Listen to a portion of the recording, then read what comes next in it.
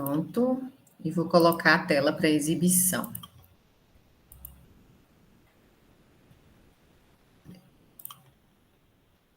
Só um minutinho.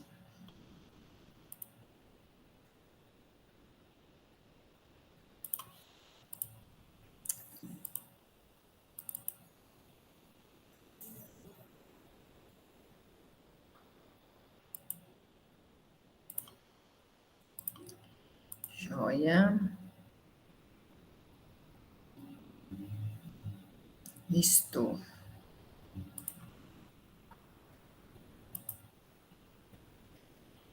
Então, mais uma vez aí dando continuidade, né, ao estudo do livro Céu e o Inferno. É um livro que compõe, né, o Pentateuco da doutrina espírita. Sempre importante a gente fazer essa ressalva, que a gente vai fazer também, né, algumas menções a outras literaturas, como o Livro dos Espíritos, o Livro dos Médiuns e o próprio Evangelho segundo o Espiritismo.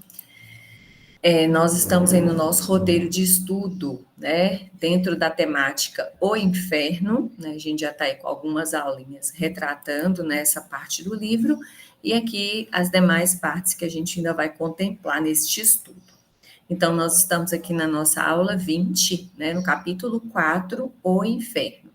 Então, antes da gente dar início, é importante a gente ressaltar, né, que nós fizemos aí, dentro do capítulo que fala sobre o céu, esse retrato, né, esse recorte sobre como é visto a ideia do céu, né, culturalmente, historicamente, e agora a gente está fazendo a mesma coisa com o inferno, né? Então falamos um pouco sobre o inferno cristão, sobre o espelho, né, em relação ao inferno pagão, e hoje a gente está dando continuidade. E nós vamos falar de um item chamado os limbos, né?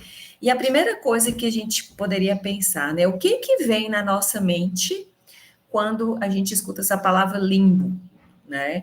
E aí, nada melhor do que a gente se retratar um pouco ao próprio dicionário, né? Para a gente compreender bem essa fala, né, que é trazida no livro. Então, o limbo quer dizer, né, no exterior de algo, à margem, à borda, rebordo, né, ao redor. É um estado do que se encontra esquecido, negligenciado, indefinido. Então, dá esse sentido de falar assim, fulano de tal está no limbo, é como se ela tivesse, né, perdida, assim, no mundo, né, de uma maneira, assim, até literalmente neutra, a gente vê, assim, até tratado com uma certa indiferença, né, e retrata muito bem o que é que foi trazido nessa especificação dos limbos, né? Então, os limbos foi colocado, né, que é verdade que a igreja admite uma posição especial em alguns casos particulares, né? São esses recortes feitos sobre tudo aquilo que não representa o céu, né? Então, na ideologia cristã, a gente tinha uma visualização, e na ideologia pagã, que é uma das coisas que a gente vai estar falando hoje, faz recortes de lugares, né, que eram um pouco diferentes, tá? Colocando esses casos particulares.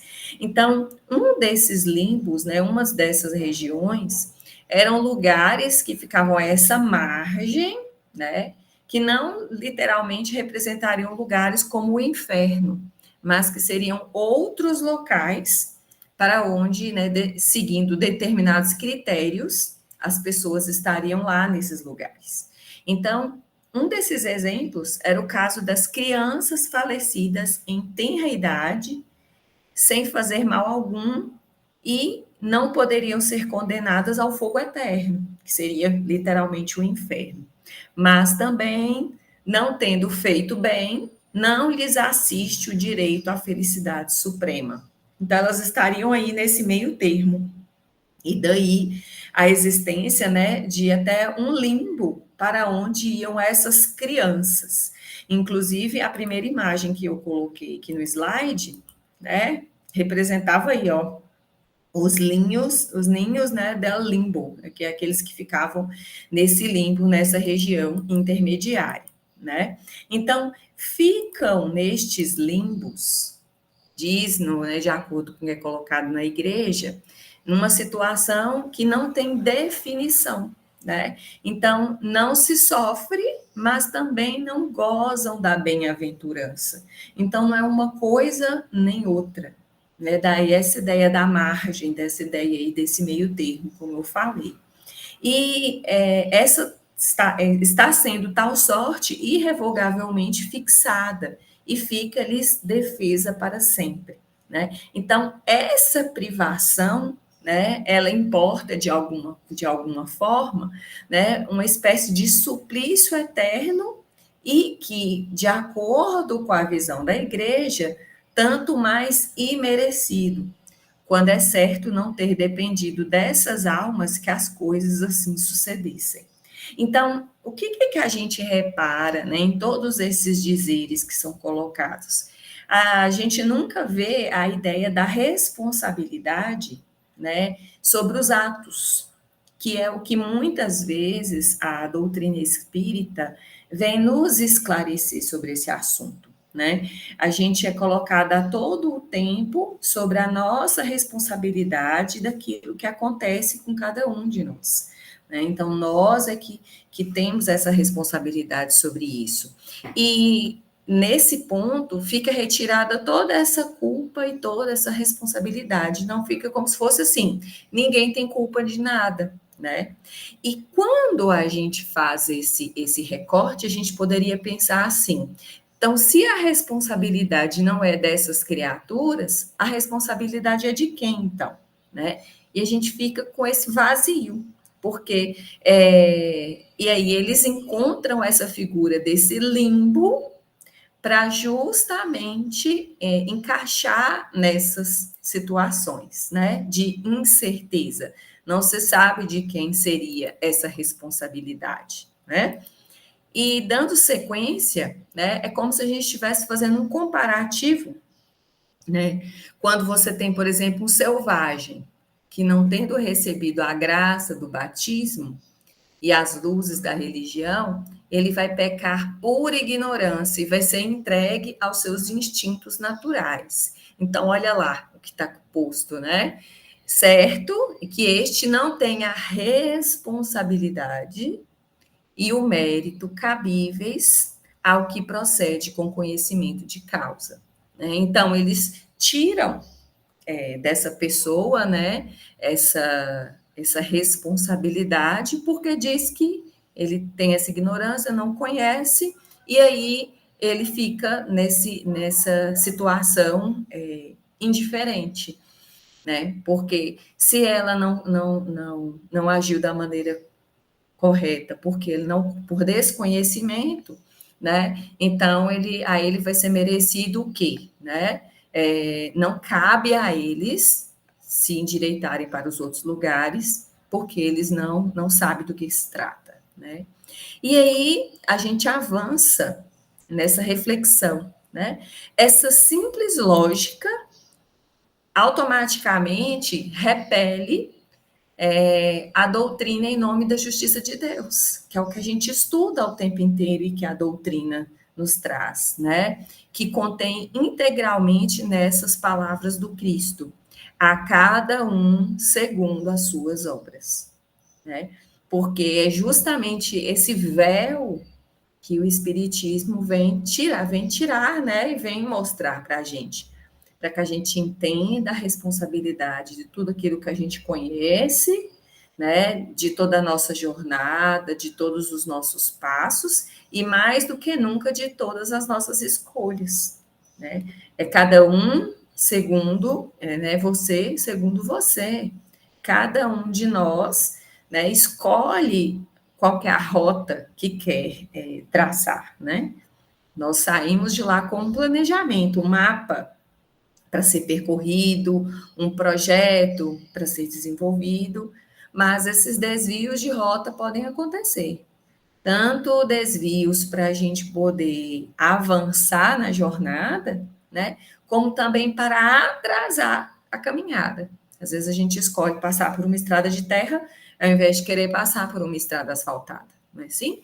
E vai sendo dada a condição de ir passando por estes percalços. Então, para dentro da explicação e do esclarecimento que a doutrina nos traz, a gente vê que é praticamente impossível a gente enxergar a figura dos limbos, né? Porque não existiria esse estágio aí intermediário, onde a gente não saberia o que fazer, né? Ficaria nesse intermediário aí, que daí a gente não avança, né? É até interessante a gente refletir um pouco sobre o que foi dito na palestra de ontem, né? Que, de acordo com a doutrina, nós estamos hoje na nossa melhor encarnação, no nosso melhor momento. Então, quer dizer, né? Já avançamos nesse ponto e a gente já foi um pouco pior do que somos hoje, né? E, para além disso, já que estamos falando aí, né, que a própria doutrina, ela refuta essa lógica, obras, sim, boas ou más, mas praticadas voluntária e livremente, únicas que comportam responsabilidade. Isso é um reforço esse endosso que é colocado, né, para justificar a existência desses limbos. Então, para este caso, não podem estar a criança e o selvagem, e tampouco aquele que não foi esclarecido, né? Por quê? E aí a gente faz a reflexão. E a justiça divina, né, que nos foi tão bem ensinados? Então, a gente estaria tirando os méritos de cada uma dessas criaturas, que elas estariam o quê? À mercê daquilo que não depende delas, né? Quando, na verdade, tudo é sobre as nossas escolhas e o posicionamento que cada um de nós faz dentro da jornada, né? Então, é a reflexão, né, que é feita em relação da importância de nós termos essa justiça divina e esse esclarecimento a nosso favor. E avançando, hoje a gente também vai falar um pouco sobre o quadro do inferno pagão, né? E é uma coisa interessante quando a gente observa que todas as vezes que a gente traz, né, leituras sobre as reflexões sobre o inferno cristão e sobre o inferno pagão, a gente vai ver que em relação ao inferno cristão, nós veremos muitas coisas sempre alusivas ao fogo, né? Aqueles locais lá de tá tudo queimando, tá tudo se acabando. E que dentro das coisas que são trazidas sobre o inferno pagão, a gente já não vê como esse lugar único. A gente imagina até lugares específicos para determinadas situações, como se a gente visse, né, vários intermédios, né, várias escalas, onde as degraus, onde as pessoas iriam se posicionar de acordo com a evolução de cada uma delas, né? Então, isso aí, a gente encontra essas divisões quando a gente faz a retratação desse inferno pagão. E o conhecimento do inferno pagão é muito importante que a gente retrate. Ele é sempre fornecido quase de maneira exclusiva pela narrativa dos poetas, né? Então está tudo muito amarrado à ideia da mitologia, né? Aos estudos e essa parte histórica, essa parte da cultura. E o Homero e o Virgílio dele deram a mais completa descrição, que é o que a gente encontra na história. E a gente deve levar, contudo, em conta as necessidades poéticas impostas à forma. Então, a gente sempre vai perceber que a gente vai ter uma amarração àquilo que era colocado naquela determinada época, né? Como que era traduzida essas informações. E nós temos também uma descrição de Fénelon, né?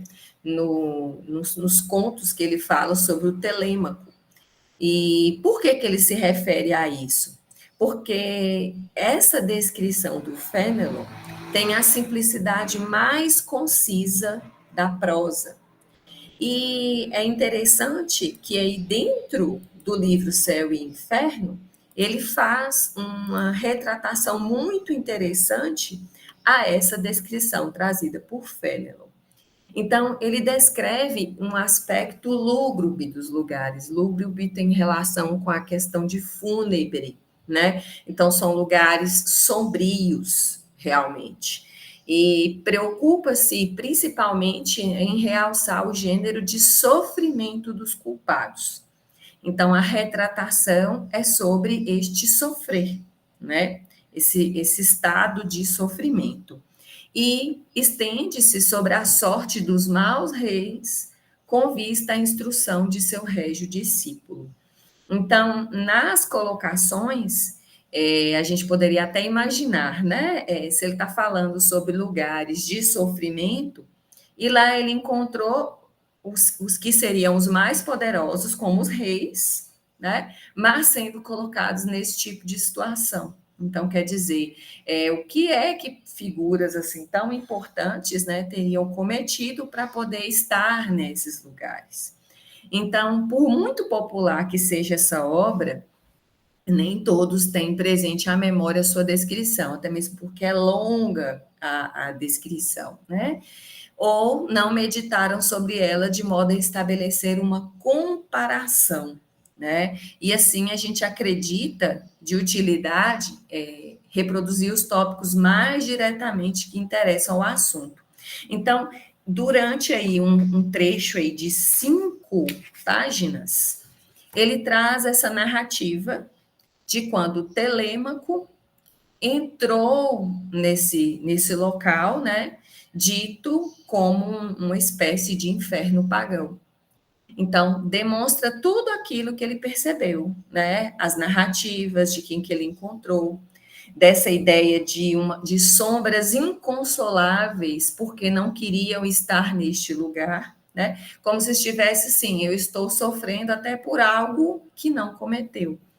Então, e sempre relacionados a essa ideia dessas penas individuais, né? Então, ele traz um requinte de detalhamento, né? Sobre o que seriam esses dizeres, né? Em relação a este sofrimento. Né? Então, o que é que fica, né? De muito interessante? A ideia sempre do julgamento, né? A ideia de estar sendo colocado como se fosse uma ideia de injustiça, né? E da falta de consolo. Né? Então, e mesmo em se tratando de reis, né? Então, esses reis, por estarem envolvidos muitas vezes com pessoas de mau caratismo, como ele coloca, né? Sendo influenciados por eles, acabaram chegando nesses lugares, né? Então, ele traz essa narrativa, né, e traz esses detalhes, né, demonstrando esse sofrer, né? Então ele se decai a esses pontos, sempre com a ideia de que, né, como a gente tinha falado lá no limbo anterior, está lá de maneira inconsolável, até mesmo por coisas que ele julga que não cometeu. Como sempre, né? A gente sempre vai dar a ideia de injustiça. E é assim que é colocada essa ideia do inferno pagão. Então, é trazido sempre de forma cultural essa demonstração, até mesmo porque, de acordo com aquilo que se conhecia e que a gente tinha na época, né, e reforça mais uma vez o que foi trazido desde o início do livro, que muitas retratações, elas são concebidas pelo imaginário humano. Então, é esse que é o fechamento, né, a respeito do quadro do inferno pagão, como esses lugares, né, de penas e de lugares de situação de sofrimento, né, inconsolável. Então, aqui a gente fecha, né, porque na próxima aula a gente vai falar sobre o fechamento do esboço do inferno cristão, ok? Alguém gostaria de fazer algum comentário sobre o que foi colocado, algum recorte interessante? Gostaria de contribuir?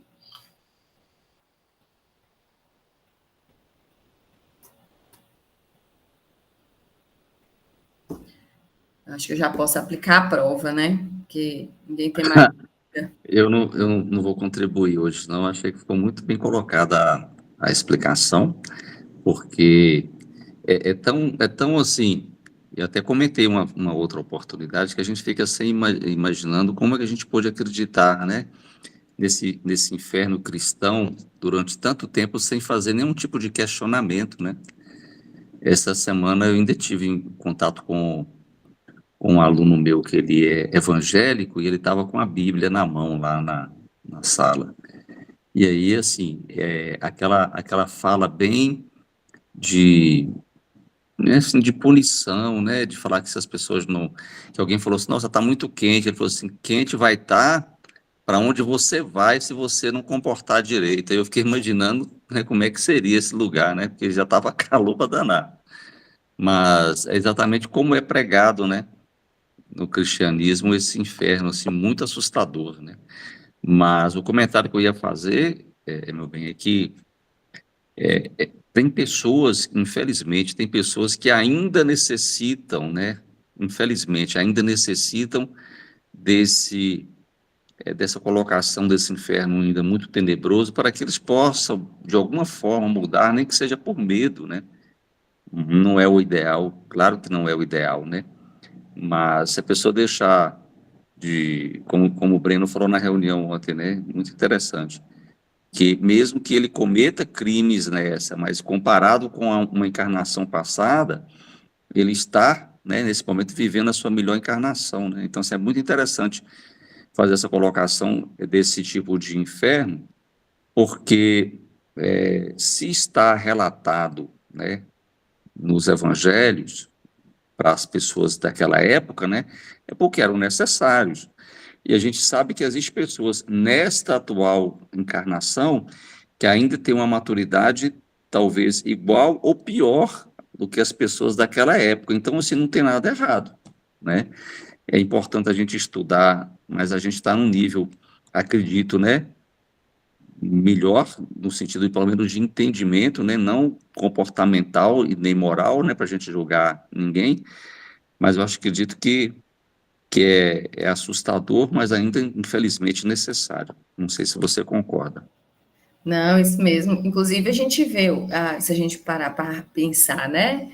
A própria época, quando foram instituídas as leis de Moisés, porque as pessoas só entenderiam daquela forma, né? E também era trazendo a ideia do medo, né? Também é trazido isso, né, no estudo lá no Livro dos Espíritos, quando a gente fala, né, que o medo em um determinado momento a gente precisa dele para que a gente justamente não estrague o momento da encarnação, porque imaginem, se uma pessoa ela não tem tão bem colocado o seu nível de consciência, pode ser que ela adie, né, a encarnação dela por não temer, por não ter medo. Então, esse temer, ele é importante em determinados momentos, até que o esclarecimento venha, e por si só, pela própria consciência, ele mude, né, a forma dele proceder. Então, ele sempre vai ser importante, né? Então, a gente, é como se fosse, né, vai ampliando a consciência, o nível de consciência sobe, o gráfico do medo desce, né, de maneira proporcional. Mas a gente precisa disso, né, para que a gente consiga minimamente avançar aí na etapa. Então é isso. Se mais alguém não quiser completar, eu vou encerrar a gravação e a gente faz a nossa prece para encerrar. Deixa eu parar aqui.